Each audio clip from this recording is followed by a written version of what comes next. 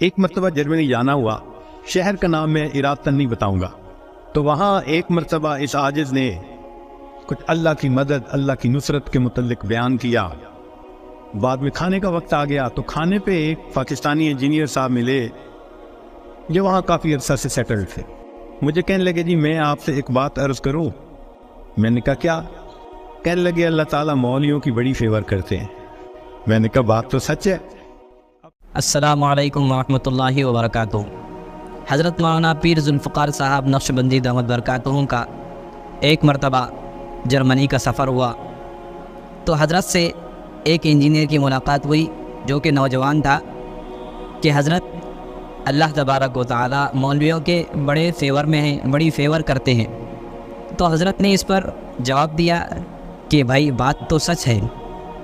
پھر کچھ وقت کا عرصہ گزرا اور پھر وہ انجینئر واپس آیا اور حضرت سے کہنے لگا کہ حضرت اللہ تبارک و تعالی مولویوں کی بڑی فیور کرتے ہیں، بڑی فیور میں ہیں۔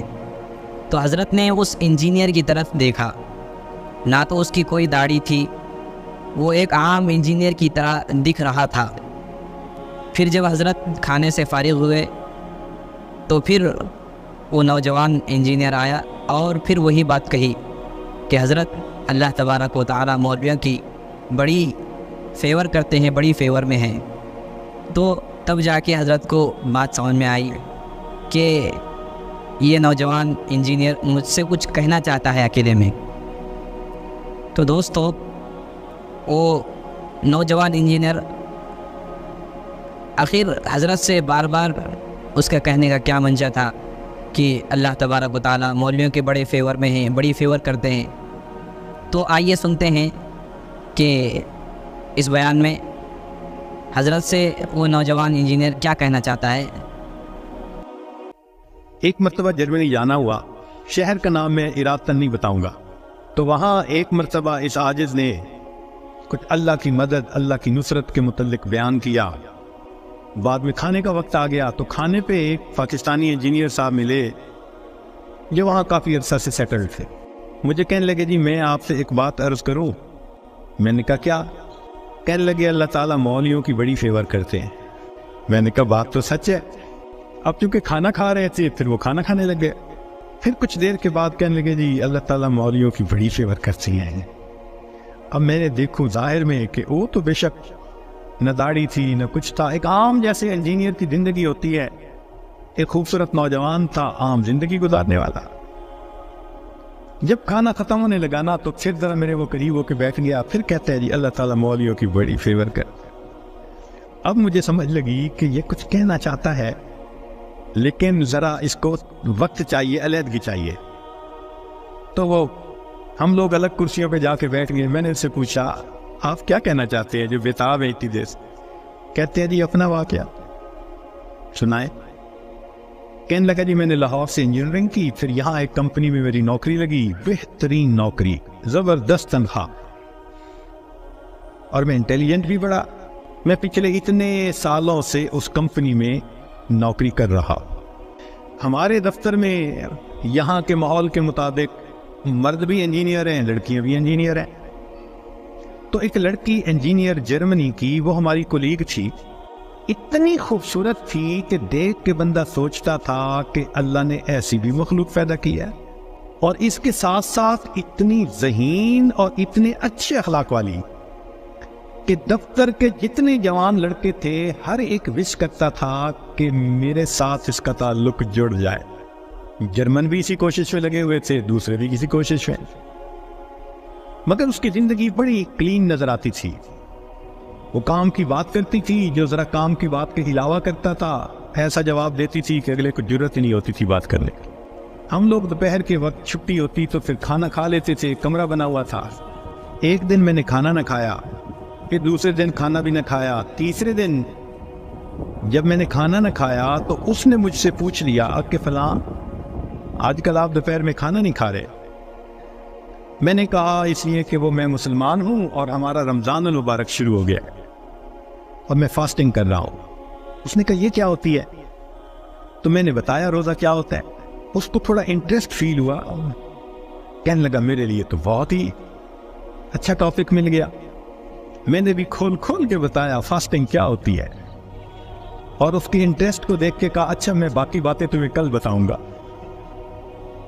اگلے دن پھر میں نے اس سے کوئی بات کی, ہماری بات رمضان شریف پہ چلنی شروع ہو گئی, اور وہ بھی اس کھانے کے وقت میں کچھ دیر بیٹھ کے مجھ سے اسلام کے بارے میں کوئی بات سن لیتی.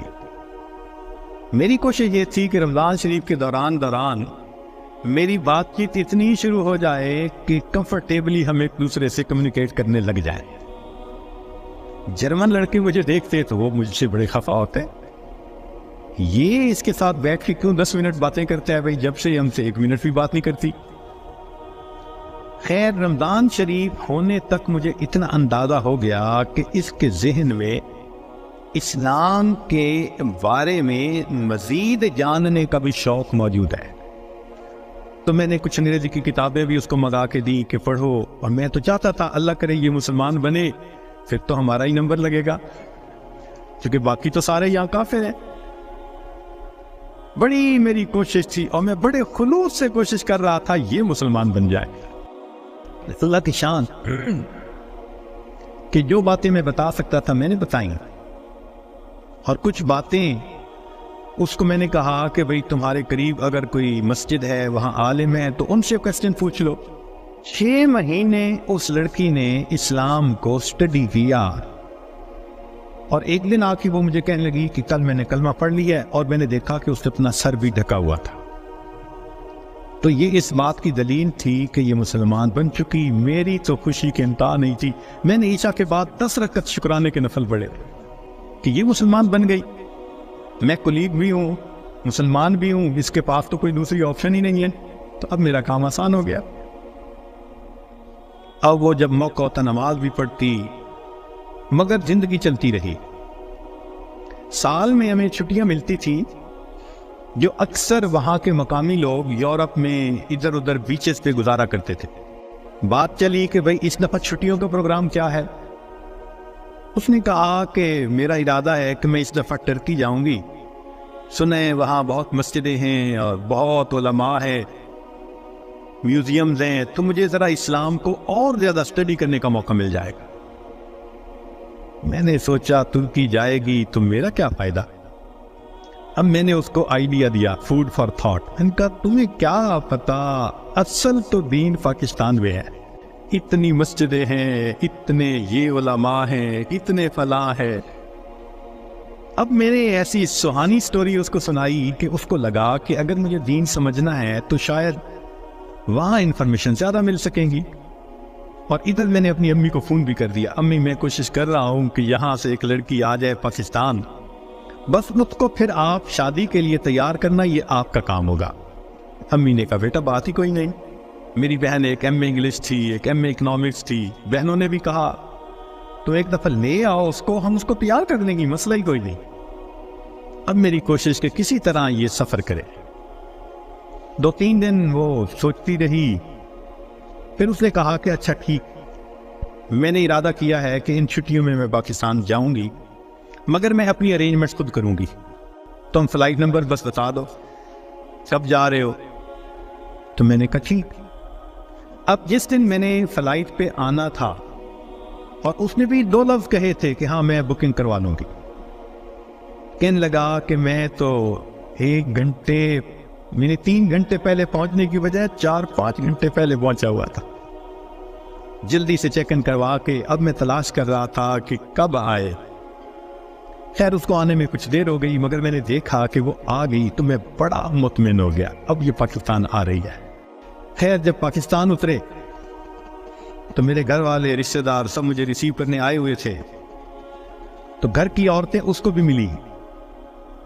اس نے کہا کہ دیکھو میں نے ہوٹل کی بکنگ کروائی ہوئی ہے اور میں اس وقت تھکی ہوئی ہوں سفر کر کے, تو میں سیدھا ہوٹل میں جاؤں گی, اور کل جب میں کسی وقت فریش ہوں گی نا تو عورتوں کو کہا کہ تم ہوٹل آ جانا, میں تم سے ڈسکس کر لوں گی کہ مجھے کہاں کہاں انفارمیشن مل سکتی ہے.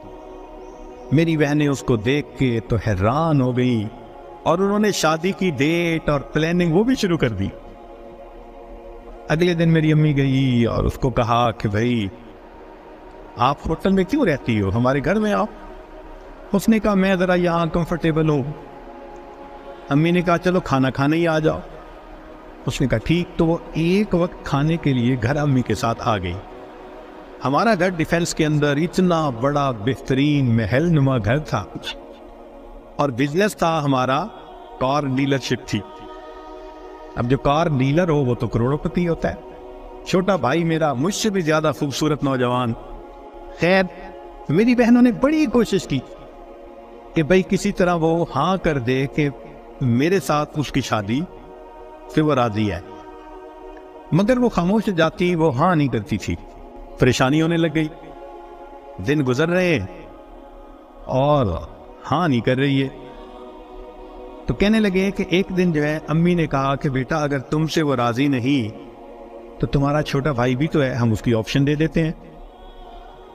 میں نے کہا ٹھیک ہے کوئی بات نہیں۔ امی نے چھوٹے بھائی کی آپشن دے دی، وہ سن کے پھر چپ ہو گئی۔ حتیٰ کہ آدھے سے زیادہ دن گزر گئے، فرض کرو 20 دنوں سے رہنا تھا تو 10-12 دن گزر گئے۔ اب امی کو ذرا فکر ہونے لگ گئی کہ یہ نہیں مانے گی۔ ہم پریشان بھی تھے۔ اللہ کی چاند ایک دن وہ امی کے ساتھ بیٹھی بات چیت کر رہی تھی، کچھ کہنے لگا میرے ایک چچا ہیں، تبلیغی بندے ہیں، سارا دن مسجد میں پڑے رہتے ہیں اور کام ہی کوئی نہیں ہے ان کو۔ ان کا ایک بیٹا ہے اور اس بیٹے کو انہوں نے جامعہ اشرفیہ سے مولوی بنا دیا۔ وہ چونکہ میرے امی کے قریبی رشتہ دار ہیں، تو وہ نوجوان ہمارے گھر آیا امی کو کوئی چیز دینے کے لیے۔ تو اس لڑکی کی ذرا دور سے نظر پڑ گئی کہ ایک بندہ ہے، داڑھی والا بھی ہے، ٹوپی بھی ہے اور وضاقتہ بھی دینی ہے۔ اس نے میری امی سے پوچھ لیا یہ کون ہے؟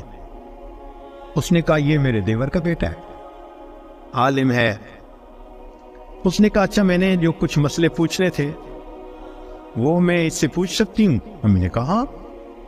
کہنے لگا امی نے وہ مولوی صاحب کو بلا لیا اور وہ مولوی صاحب آ کے یوں نگاہیں نیچی کر کے کھڑے ہو گئے۔